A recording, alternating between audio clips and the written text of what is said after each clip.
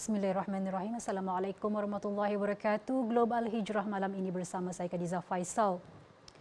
Bekas Perdana Menteri Pakistan Imran Khan yang cedera akibat ditembak dalam satu serangan pada awal November lalu membuat penampilan pertama di khalayak umum semalam. Dalam ucapan di hadapan puluhan ribu penyokongnya yang mengadakan perhimpunan anti kerajaan itu, Imran berkata serangan yang hampir meragut nyawanya tidak akan menghalang beliau untuk terus berjuang demi keamanan Pakistan. मैंने मौत बड़े करीब से देखी जब मेरी टांग पे गोलियां लगी और मैं गिर रहा था तो जैसे ही गिर रहा था मेरे इधर से गोलियां निकली ऊपर सर के ऊपर से अगर गिरता ना तो वो लग जाती मैं अपने आखिरी खून के तप्पे कतरे तक इस मुल्क के लिए लड़ूंगा. Tambah Imran, beliau lebih bimbang akan kebebasan Pakistan daripada nyawanya sendiri. Pemimpin Tehreek-e-Insaf PTI itu kelihatan bersemangat walaupun kecederaan pada kaki kanannya akibat ditembak masih belum pulih sepenuhnya. Bagi memastikan keselamatan, Imran semalam berucap di belakang panel kaca kalis peluru. Selain pentas utama turut diletakkan pada jarak beberapa meter daripada penyokong dengan dikawal ketat pegawai polis. Serangan ke atas Imran pada awal November lalu merupakan insiden yang mengejutkan dalam kemelut politik Pakistan yang telah berlaku selama beberapa bulan sejak April. Kemelut politik itu bermula selepas Imran tersingkir dari jawatan Perdana Menteri menerusi undi tidak percaya pada April yang didakwa beliau adalah tidak sah dan didalangi oleh Perdana Menteri Shehbaz Sharif dengan bantuan Amerika Syarikat. Beliau kemudian mengadakan protes panjang mendesak agar pilihan raya umum diadakan bagi memberi mandat kepada rakyat untuk memilih.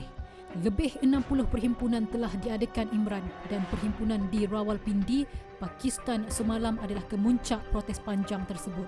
Perhimpunan tersebut dirancang menuju ke Islamabad. Namun Imran semalam memutuskan agar protes tidak dilakukan di ibu negara Pakistan itu.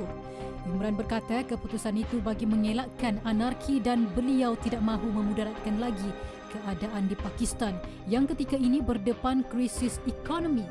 Tegas Imran, pihaknya akan berhenti berhimpun dan akan menggunakan strategi lain untuk mendesak pilihan raya.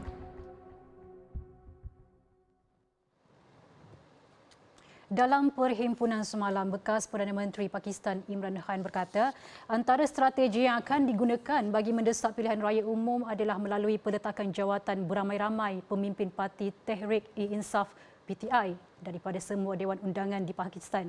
Imran berkata pihaknya telah memutuskan untuk keluar dari sistem pemerintahan rasuah.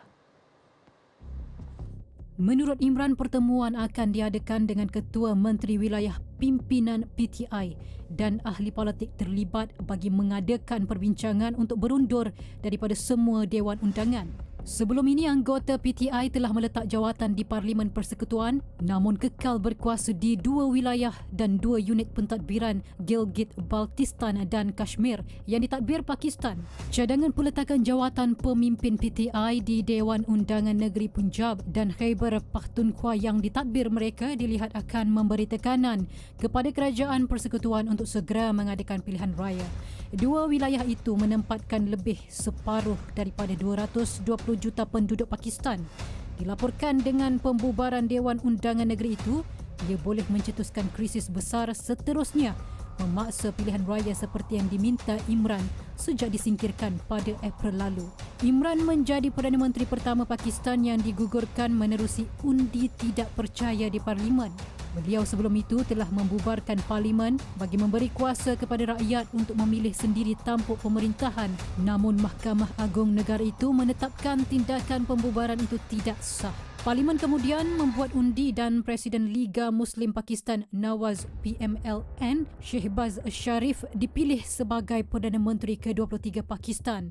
Mengikut rekod pilihan raya umum Pakistan yang seterusnya akan diadakan pada 2023.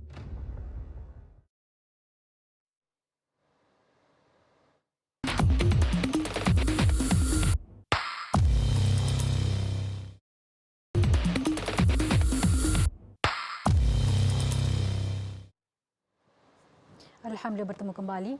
Malaysia diharap terus lantang memperjuangkan nasib penduduk Palestin yang ditindas penjajah Israel.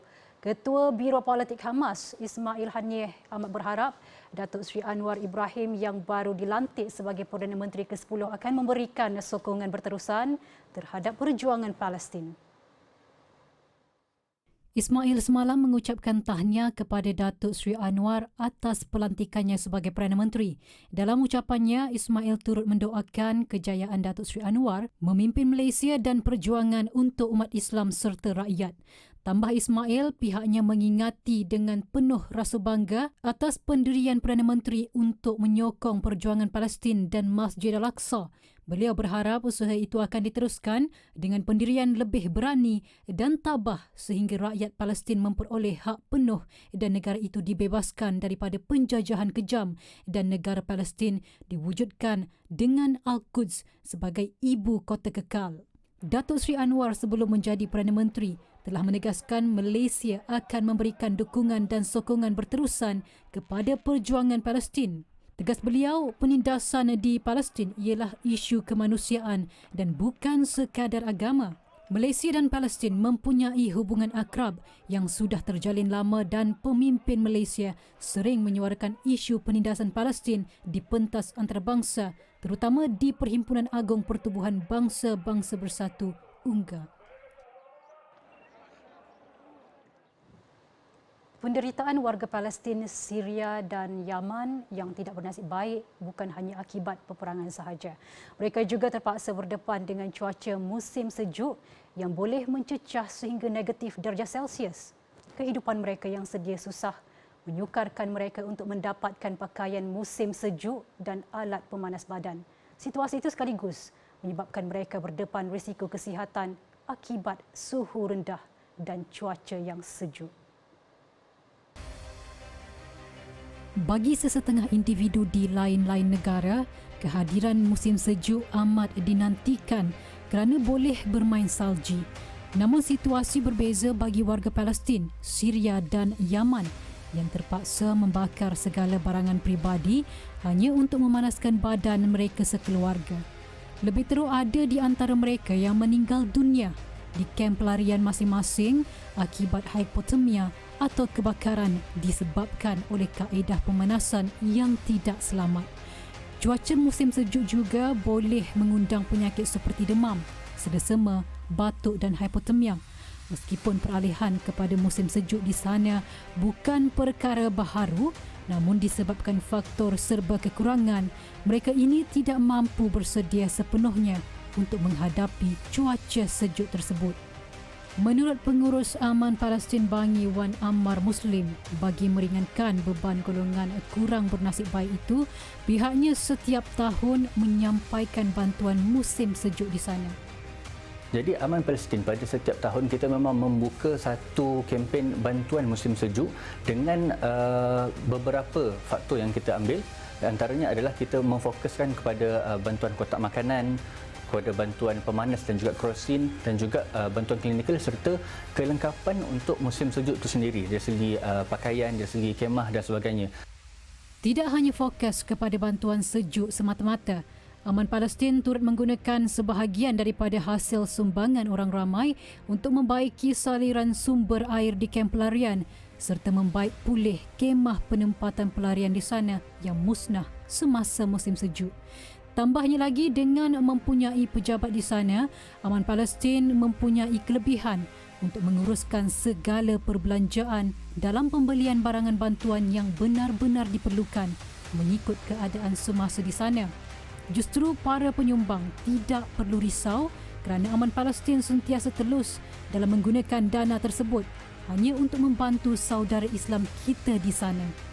Orang ramai yang berminat untuk menyumbang bagi kempen musim sejuk Aman Palestin kali ini boleh salurkan sumbangan ke nombor akaun atau imbas kod QR yang tertera.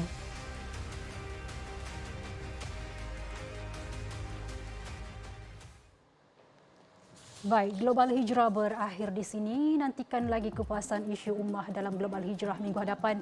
Saya Khadijah Faisal. Assalamualaikum warahmatullahi wabarakatuh dan selamat malam.